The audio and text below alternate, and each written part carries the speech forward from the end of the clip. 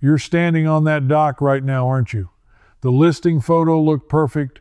26 feet, swing keel, launches off a trailer, and the seller swears it'll take you to the islands. Your hand is on the checkbook. Here's the truth. Nobody selling you a boat will say out loud. The choice between a trailer sailor and a real cruiser isn't about size, and it isn't about money the way you think. It's about which mistake you can afford to live with. I know, because I bought the wrong one first, and it cost me 2 seasons and $19,000 I'm never getting back. I'm going to show you the exact survey number that separates a boat that'll swallow the ocean from a boat that'll swallow your savings. It comes from a design figure most buyers have never even heard the name of, and by the end of this, you'll be able to read it off a listing in about 40 seconds. Doesn't matter if this is your first boat or your third, this is the part they leave out. Let me take you back. It was a gray morning in a marina outside Annapolis, and I was sitting in the cockpit of a boat I'd owned for 11 months, watching water trickle out of a keel bolt I didn't know I had. That was the moment I stopped trusting listings. So let's talk about how you avoid sitting where I sat. The first lie you'll tell yourself is that a trailer sailor is just a small cruiser. It isn't. It's a completely different animal wearing the same clothing, and the difference is hidden in one place almost nobody checks.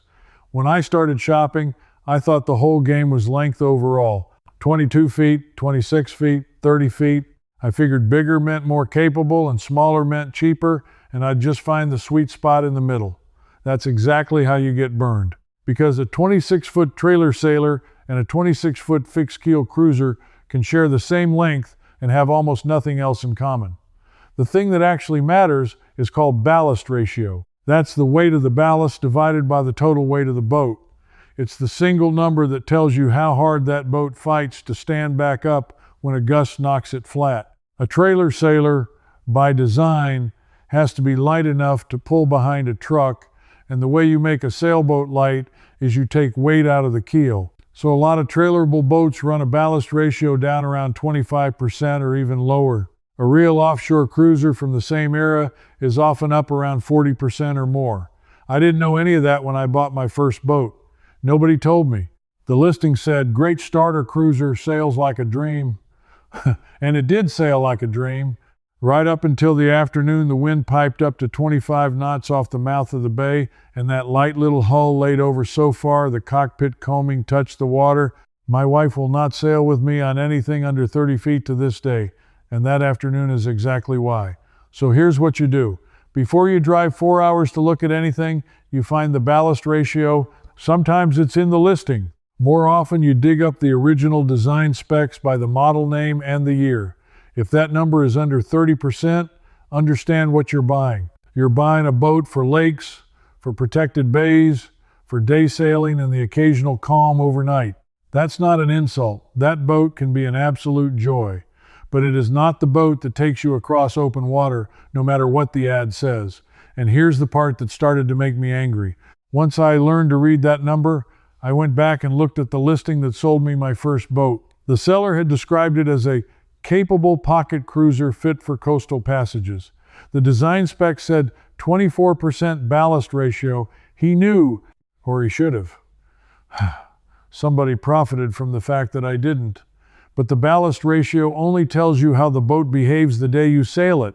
It tells you nothing about what happens after the boat has been sitting in salt water for 20 years, and that's where the real money disappears. Let me tell you about keel bolts, because this is the exact thing that was leaking on that gray morning in Annapolis.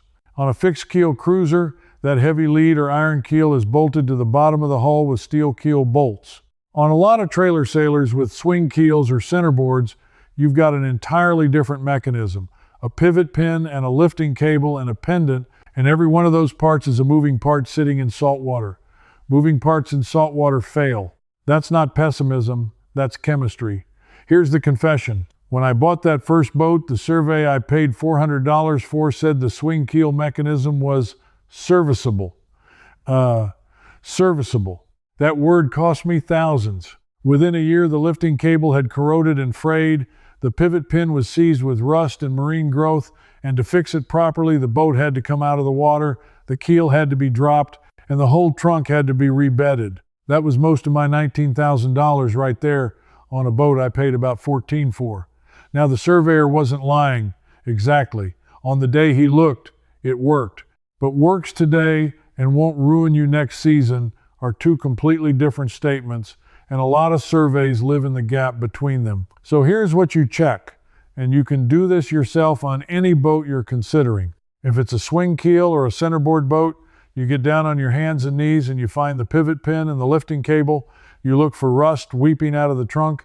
You look for a cable that's kinked or has broken strands, what riggers call meat hooks, little wire barbs that catch your finger. You ask the seller point blank when the cable was last replaced and when the pin was last pulled and inspected. If they can't tell you, or they get vague, assume it's original. And if it's original on a boat from the 1980s, you are looking at a project. On a fixed keel boat, you're checking something different. You're looking for rust staining around the keel bolts inside the bilge, and you're looking for what's called a smile, a hairline crack where the keel meets the hull that opens and closes as the boat works in a seaway. A little cosmetic gel coat smile is common. A structural crack that weeps rusty water is a 5-figure problem. Here's the thing that ought to bother you. Both of these failures are invisible from the dock. They're invisible in every photo in the listing. A seller who wants to move a boat has zero incentive to point a flashlight at the one spot that kills the deal, and a lot of them have simply trained themselves not to look. So that's two numbers you now know to hunt for: ballast ratio and the condition of whatever holds the keel on. But there's a third factor, and this one determined more of my regret than either of them, because it's the one that follows you home every single weekend. Let me ask you something. When you picture owning this boat, where is it actually sitting? This is the question that separates the fantasy from the arithmetic, and almost nobody runs the arithmetic before they buy. When I bought my first boat, the Trailer Sailor, part of the appeal was the story I told myself I'd keep it in my driveway. I'd save a fortune on marina fees. I'd tow it to a different cruising ground every summer. The bay one year, the big lakes the next. Freedom. No slip fee bleeding me dry every month. Here's what actually happened. Rigging and launching that boat took me the better part of a full morning every single time. Stepping the mast alone, getting the shrouds tensioned, backing a 2-ton trailer down a slippery ramp without jackknifing it. By the time the boat was actually floating and ready to sail, half the day was gone and I was already tired. So I sailed less. I told myself I'd go every weekend, and I went maybe once a month, because the launching was such a chore that I kept finding reasons not to. And the towing dream? A boat heavy enough to be a decent sailboat is a boat heavy enough to need a serious truck, trailer, brakes, and nerves of steel on a mountain grade. The fuel, the tires, the wear on the tow vehicle, that's real money nobody puts in the listing. Now flip it. The fixed keel cruiser I bought later lives in a slip. Yes, I pay for that slip. And depending on where you are in this country, that's anywhere from about $2,000 a year in a cheap inland spot to $8,000 or $10,000 a year on a nice coast. That number scares people off trailer boats. But here's what I figured out the hard way. Because that cruiser is always in the water, always rigged, always ready, I actually go sailing. I can be off the dock 20 minutes after I park my car. The slip fee isn't buying storage. It's buying the thing that made me use the boat at all. And that's the part that should stop you cold. You're crawling around a bilge with a flashlight, feeling for rust powder on your fingers, checking a cable for meat hooks, doing the work the seller hoped you'd skip. That instinct to verify before you spend is exactly what the Complete Sail Smart System was built to protect. It's a 3-volume framework built on real cost numbers, not dealer optimism or forum folklore. The real cost architecture of boat ownership nobody posts online, 6 bluewater ready boats and exactly what they share, and the asset decision framework, one model you can run on any big purchase. Here's a check you can do tonight, free. Pull up the design specs on any boat you're eyeing, find its beam and its displacement, and confirm for yourself that both numbers were printed decades ago and sitting in public the whole time. Proof the truth was always there, just buried. The fastest way to get the books is to scan the QR code right there on your screen, or go to the link in the description or the pinned comment. Every season you wait, that keel is one more winter closer to a haul out you didn't budget for. That clock is already running whether you look or not. Now stay with me, because a seller who wants to move a boat has zero incentive to point a flashlight at the one spot that kills the deal. So the honest question isn't which is cheaper, it's which one will you actually sail. A trailer sailor that lives in your yard and gets launched 3 times a year is a very expensive lawn ornament. A cruiser in a slip that you sail 40 weekends a year is one of the great bargains in life, per hour on the water. Do the math before you buy, not after. Count the true launch time. Be honest about how far the nearest ramp is and how much of a hassle it'll be on a July Saturday when everybody in the county is queued up at the same ramp. If the honest answer is that rigging is a 2-hour ordeal, understand that you're going to sail far less than you dream. But here's where I have to stop and talk to a different person watching this, because so far I've been talking to the buyer, and some of you already own one of these boats. You're sitting there thinking this whole video is for somebody else. Stay with me, because this next part is specifically for you, and it's something you can check this weekend without a broker, without a haul out, without spending a dime. If you already own a swing keel or centerboard boat, I want you to go down to it in the next few days and do one simple thing. Lift the keel or the board all the way up and then lower it all the way down, slowly, by hand on the winch or the tackle, and I want you to feel it the whole way. It should move smoothly, evenly, no grinding, no catching, no sudden jerk. If it hesitates, if you hear a graunching sound, if the cable jumps, that's your pivot pin or your sheave starting to seize. Catching that now, while it's just stiff, is a $50 shot of grease and an inspection. Catching it after the cable snaps with the board down is a haul out and a bad day, and while you're down there, put your hand in the bilge under the keel trunk and pull it out. Look at your fingers. If there's orange rust powder or rusty film, your pin or your bolts are talking to you, and you want to listen now, not next season. For those of you with a fixed keel, here's your weekend job. Open every locker, pull up the sole boards, and get eyes on every keel bolt you can physically see. Take a photo of each one so you have a record. Then next time you're aboard in a bit of a chop, go below and look at that keel to hull joint from the inside while the boat's actually working. Movement, weeping, fresh rust, those tell you more in 5 minutes of real conditions than a survey tells you sitting still on the hard.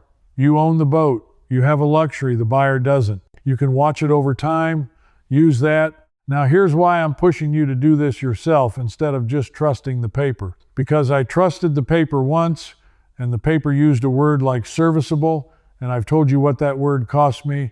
The people who write the listings, and sometimes even the people who write the surveys, are not going to hand you the number that kills the sale or the finding that means real work. You have to go get it. And that brings me to the one thing I wish somebody had told me before I ever wrote a check, the number that would have saved me all of it. There's a design figure that quietly tells you whether a boat is fundamentally built to take a knockdown and come home, or built to sail flat on a lake on a nice day. It's not ballast ratio, though that's related. It's something naval architects use called the Capsize screening formula, and here's the beautiful part. It came out of real disaster. After the 1979 Fastnet race, when a storm caught a fleet of yachts in the Irish Sea and boats were rolled and dismasted and sailors died, the technical bodies went looking for a way to screen which hull shapes were prone to being flipped and staying flipped. What they landed on was a simple formula you can run yourself with 2 numbers, the boat's beam and its displacement, both of which are printed right in the original specs for almost every production boat ever built. You take the beam in feet, you take the displacement in pounds, and you convert it to cubic feet by dividing by 64, because a cubic foot of seawater weighs 64 pounds. Then you take the cube root of that displacement figure and you divide the beam by it. The answer is a single small number, and the rule the technical community settled on is this.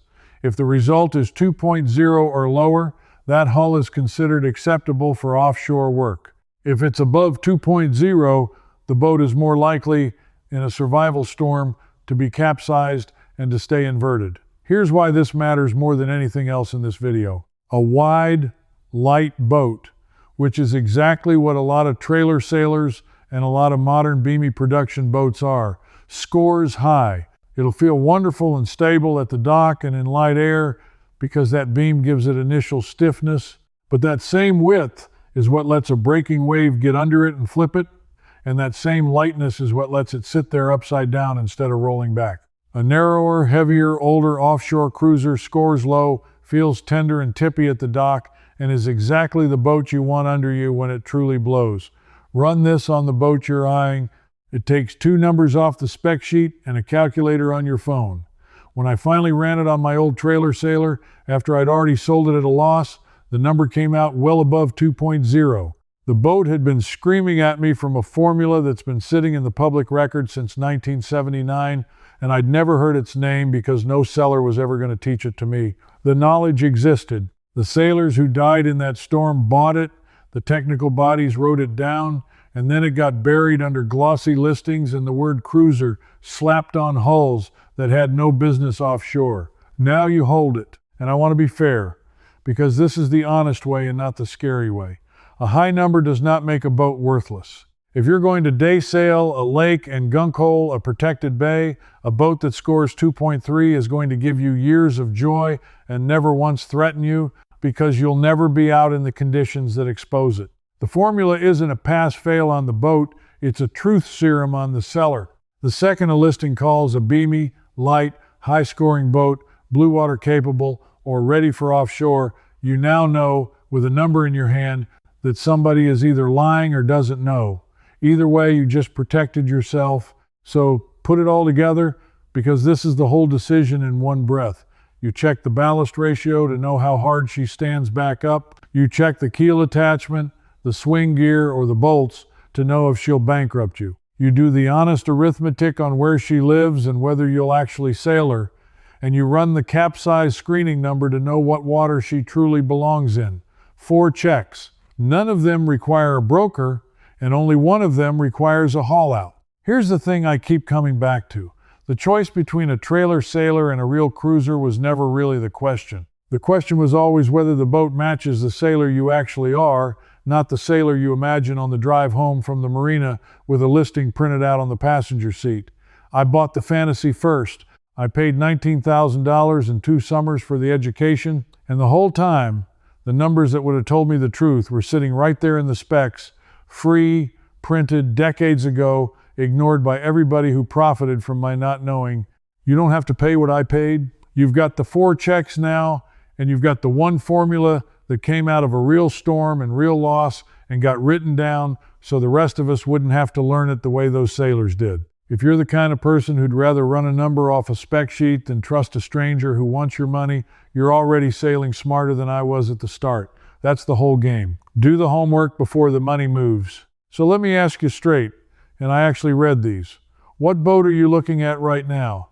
The exact model and year. And drop it down in the comments along with where you're watching from. If you give me the model and the year, I'll tell you if I know its capsize number or its ballast ratio off the top of my head, because I've run more of these than I care to admit. Name the boat, let's see it. And if you don't want to be the guy I was, sitting in a cockpit watching rust weep out of a keel he didn't know he had, then come sail with the rest of us who refuse to get burned by a pretty listing. Because next time I'm going to show you the 3 most overpraised production cruisers of the 1980s. Boats everyone tells you are bulletproof, and the one hidden rot spot on each of them that turns a bargain into a bottomless hole. You'll want that number before you write your check. I'll see you there. Before you go, let me tell you where this goes next. Inside the cruising compass, I pick up right where we stopped, walking you through the full survey checklist. And you can ask me your own question about your own listing, and I answer you myself, not a machine. You're not doing this alone. Just point your phone's camera at the code on screen. Cancel anytime with 1 click. I'm Marcus. I hope you'll join me. Now that you've weighed a trailer sailor against a real cruiser, there's one more big choice waiting. Should you go with a catamaran or a monohull? I'll walk you through it honestly, and it's starting right here.